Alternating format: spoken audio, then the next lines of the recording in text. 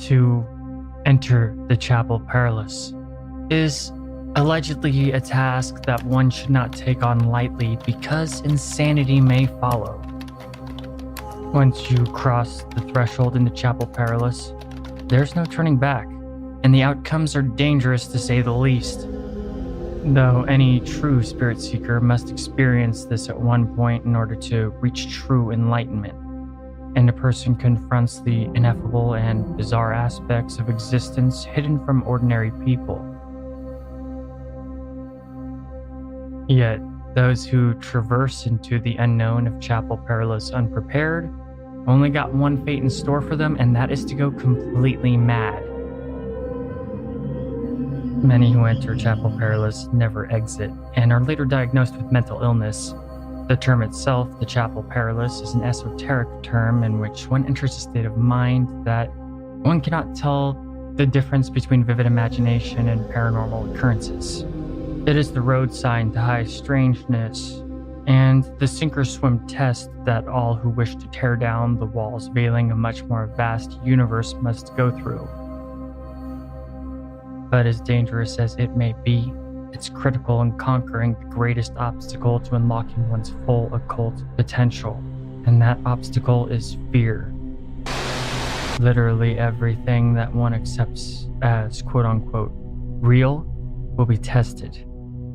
And oddly enough, modern science actually supports the idea of the Chapel Perilous. In physics, among other experiments, the double-slit experiment objectively proves through the scientific method that matter acts differently if a conscious being is looking at it or not. And upon entering the chapel, you confront the fact that reality and beliefs are plastic and malleable. Just like the brain in a jar thought experiment, you've actually never seen anything, and all you've ever experienced is merely electrical sparks in your brain. You can't really even prove that anyone else exists but you, and to enter the chapel confronts you about this delusion you consider to be you. Belief in the subconscious mind shapes the world around you, and either closes or opens up doors of perception from beyond the control or awareness of the conscious ego mind. But then again, the veil is there for a good reason. Or is it? But the veil is actually good because it keeps you from going insane, or going outside the confines of what the herd accepts to be true. As one passes through the Chapel Perilous, they're forced to confront the notion that there are outside forces influencing humanity, as well as the supernatural being very real, or just a delusion in their mind. The person will begin to see, feel, and think impossible things that could never exist in their former life, and the struggle to conclude whether they are real or imaginary will be harrowing. I quote, "Do you actually believe there is something out there to affect you, or is it all just perceptual change through belief? Here is the place where reasonable logic dies." End quote. John Crider. In the chapel, you will experience truly high strangeness and things you formerly believed were impossible. The people in pictures, posters, or paintings you may catch looking at you, but when you look away and look back, they're just ordinary images once again. You may go to grab a soda can that you know to be empty and throw it away, yet somehow it slips through your fingers being anomalously heavy. Reality itself around you will begin to play with you, it may seem, and entities of a different vibration will be aware of you. John Keel briefly explores the Chapel Perilous in his famous book, The Mothman Prophecies. He talks about how once one sees a paranormal entity and the experience isn't suppressed by the subconscious, they're in great danger because now many doors are opened, and this allows paranormal phenomena to be accepted by the subconscious. And once the subconscious mind believes in the supernatural, the barriers keeping it at bay break down. When the fog hiding the truth of existence fades, it leads one to question their sanity. In the Chapel Perilous, you'll not be sure what's real or imagined. The chapel will destroy dogmatic religious beliefs and cultural indoctrination and all past accepted narratives from the mainstream herd. A glimpse of a much bigger picture will form, and the reality-destroying epiphanies can be soul-shattering.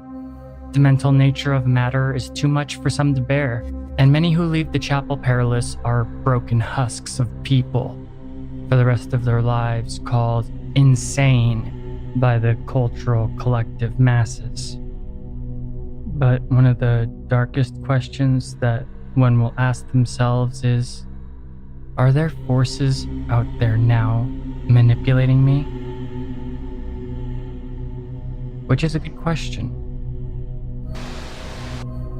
In modern-day psychology, Chapel Perilous is a term used to describe a mental state in which one cannot be sure whether one has been or is being helped or hindered by a force outside of the natural world.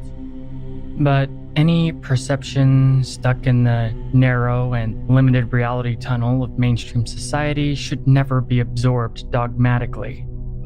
Madness is all around us, and when society agrees upon it, it becomes fact.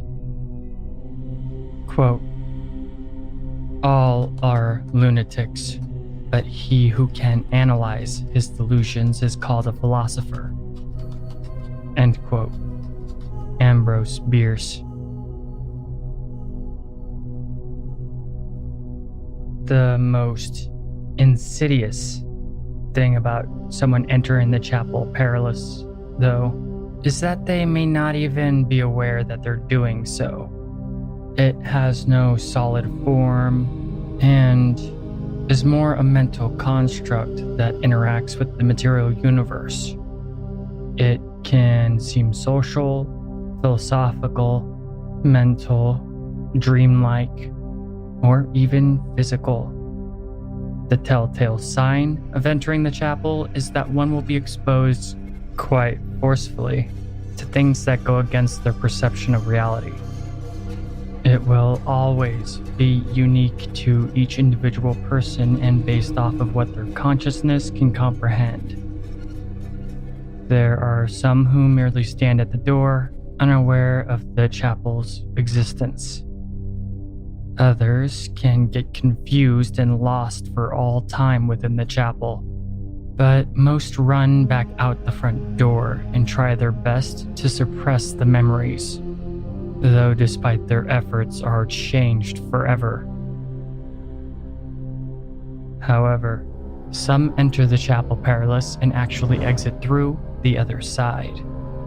As one walks through the door, they face the fact that the reality is not reality, but based on their social conditioning, subconscious programming, perceptions, experiences, and beliefs. The few who can pass through the chapel and out the other side for the better forever know that reality is malleable, and much of it can be altered or exposed to conscious awareness from hidden depths of the dark sea, aka all the overlapping planes of existence. Some people experience the Chapel Perilous as metaphysical experiences with aliens that take on interesting narratives, such as the person channeling messages from them mentally, or conspiracy theories, no matter how ridiculous, becoming very real around them in their day-to-day lives that really aren't their lives at all. Or the opposite of their former beliefs could start to manifest around them, such as religious dogma that was formerly thought of as nonsense becoming very real. The point is that the opposite of the former perspectives will manifest, and both metaphorically and symbolically. If you journey into the chapel without certain things, you are doomed. If you go in without the sword of reason, you go insane. If you enter without the wand of intuition, you will not even be aware that you're inside the chapel. You could be in it right now. Are you? Without the cup of sympathy, you will lose your humanity. Without the pinnacle of valor, you will run from what you must face. The only beneficial way out of the Chapel Perilous is through it. The dangers and traps of the chapel are specifically designed for each individual person, and they're to bring out their weaknesses and fears that they must overcome in a very direct manner. The universe is always giving clues about itself, with 99% of humanity stuck in reality tunnels, unable to see it. But the universe is fractal, malleable, and contains countless realities, all overlapping and intersecting. Those who enter the Chapel Perilous are unable to look away. Answers are nebulous and ever-shifting, and within the doors, those who don't notice the signs exist in the tiniest state of existence, as if in a prison cell. However, those who realize they are inside the chapel will slowly find reality around them getting weirder and weirder. So much reported paranormal encounters or alien encounters are actually just someone merely dipping their feet in the Chapel Perilous. It doesn't mean that those two things don't exist independently, just that many are indeed within the chapel. It's quite literally just the tip of the iceberg to a much greater reality. When the abyss forms before you, you must jump inside it. One must face uncertainty and the unknown with a cocky smirk, and make their way through the chapel and out the other side. It is what separates the phonies from the real deal.